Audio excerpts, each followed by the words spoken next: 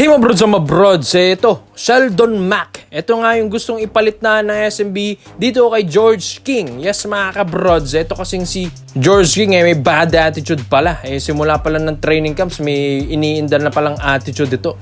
Pero syempre mga kabrods, itong si Sheldon Mac, kung talagang fan kayo ng SMB, kilala nyo na ito. Ito kasi yung dating import ng SMB ng Commissioner's Cup 2023. Pero yun yan Commissioner's Cup ang pinag-uusapan. Baka malaki itong si Sheldon Mac, hindi mga broad, 6'5" lang yan. Pero yan pa rin ang kinuha ng SMB as their import sa Commissioner's Cup ng 2023. Pero guess what? Na lead lang naman ni Sheldon Mac ang SMB sa finals noon. Yes mga kabrods, against TNT, tropang giga. Yes mga brods, ganyang kalakas yan si Sheldon Mac kahit undersized yan na import ng Commissioner's Cup 2023. Nakagawa pa rin niyang itungtong sa finals. Ito pong San Miguel Beermen, kaya nga ito yung pinaka-favorite ng SMB management na ipalit dito kay George King. Commissioner's Cup pa lang yan pero napapunta na niya ng finals, pero natalo nga lang sila sa TNT noon. Pero mga kabrods Commissioner's Cup kasi yan. Paano naman kung Governor's Cup? Mas yakang-yaka na yan ni Sheldon Mac yan mga kabrods. Kaya okay na ito yung ipalit nila. Malakas na player, solid na rebounder, solid na scorer. 25 points per game ang ina-average yan with 15 plus rebounds per game yan. Itong si Sheldon Mac, napaka-solid yan sa ilalim, napaka-solid yan sa puntusan, napaka-solid yan sa depensa ni Sheldon Mac. Kaya nga okay na ipalit ito sa kay George King 33 years old lang naman ito pong si Sheldon Mac. And huli na itong laro nung 2024 na. Yes, SMB na. Yun yung huling laro na ito ni Sheldon Mac. 2024 na, mga kabrods Tapos wala nang laro siya noon after noon. 2 years ago na rin yan. Kaya nga okay na makuha ito ng SMB dahil habang free agent pa lang ito, dapat makuha na nila, mga kabrods. At isa pa dito, bakit ba malakas talaga ito pong si Sheldon Mac? Dating player lang din naman ito ng NBA din kasi mga kabrods. 2 years lang din naman itong nag-NBA 2016 to 2018 dyan sa Washington Wizards. Kaya nga, tignan yung laruan yan. Grabe yung skill set niyan. Grabe yung laruan niyan. NBA din mga bros. Di ka naman makakatungtong ng NBA kung di ka magaling Di ba mga bros? Kaya nga dito sa SMB, dapat makuha talaga nila si Sheldon Mac kaysa kay George King. Kung pag-comparean mo lang ang laruan parang mas angat talaga yan si Sheldon Mac.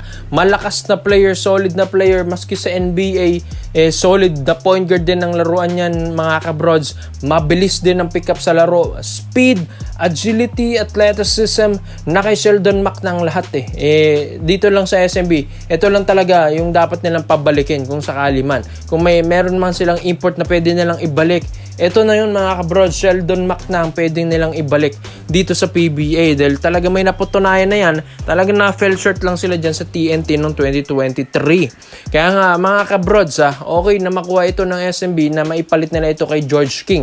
Dahil malay natin, mas kayang-kaya na yan ni Sheldon Mac dahil Governor's Cup na ito, hindi na Commissioner's Cup dati.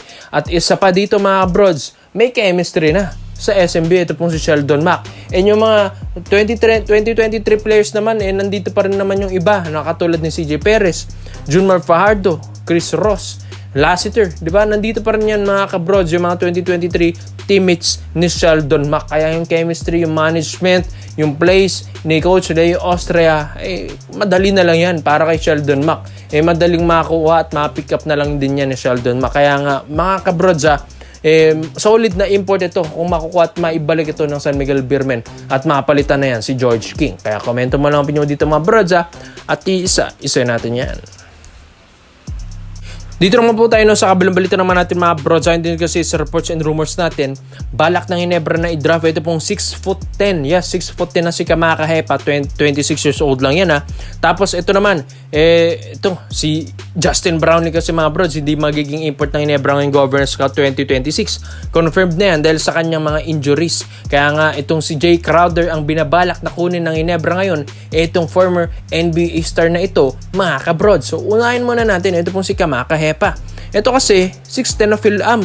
Tapos 26 anyos lang mga kabrods. Tapos ngayon naglalaro dito sa KK Cibona dito sa Croatia. At ito, pro na siya mga kabrods. At nag-champion na rin dito sa KK Cibona. Ngayon 2026 lang. Bro yan mga brods, first championship na ito mga kabrods ni Kamaka Hepa. So solid talaga na player ito. Hindi rin basta-basta na player itong si Kamaka Hepa dahil 6'10 ito. Ito pang Hawaiian na ito, 6'10 na kayang maglaro sa ilalim at sa labas. Grabe. May outside shooting kasi ito pong Hawaiian na ito. And may laro rin sa ilalim. Kahit sabihin natin na medyo patpatin ito pong si Kamaka Hepa, yan din kasi ang kanyang asset mga kabrods. Diyan siya nakakagalaw, yung medyo slim siya. Tapos magaling din na player, solid na player, magaling din sa depensa mga kabrods. Solid talaga ang laruan na ito ni Kamaka Hepa kung tutusin eh. Kaya nga okay na makuha ito ng Ginebra at ma-draft na talaga nila ito. Dahil malakas din naman talaga itong si Kamaka Hepa. Biro nyo 6'10". Pero ganyan ang galawan, di ba? Parang di mo akalaing 6'10" eh. Parang mga shooting guard lang ang laruan nito. Dahil maganda talagang stroke at bitaw nito sa tres kung tutusin mga kabrods. Kaya okay na ma-draft ito ng Ginebra. At kung talagang papayag, ito pong si Kamaka Hepa at ang agent nito. Dahil ito, nagre-rebuild na itong si Coach Tim Cone sa mga future bigs at young guns niya in the future. Dahil yung ibang players na ito na mga big man, wala na mga kabrods. Nagkakaedad na. At speaking of nagkakaedad na, maski itong pong si Justin Brownlee, may iniinda na rin mga kabrods. Kaya after ng gilas window ng against New Zealand and Australia, na-injured yan si Justin Brownlee at hindi makakalaro ngayong Governors Cup 2026. Although hindi ito makakalaro pero nagre-recover to at baka makahabol ngayong Governors Cup. Kaya nga ngayon ng Ginebra ay gusto nilang makuha muna ito pong si Jay Crowder pansamantagal mga kabrods. Dahil ito pong si Coach Tim Cone naghahanap ngayon dyan sa Las Vegas. Pero nung nakita nila ito pong si Jay Crowder, ang former NBA star, at tinitignan pa nila yung availability nito dahil after netong kontrata dito ni Jay Crowder dito sa Vaqueros de Bayamon dito sa Puerto Rico ay kukunin talaga ito ng Ginebra mga kabrods. Ito kasi former NBA star, 36 years old, although 2 years lang ang agot nila ni Justin Brownlee. Pero ito kasi mga bros, all throughout his career nasa NBA ito. Ngayon lang ito napunta ng Puerto Rico ngayong taon, ngayong 2026 lang.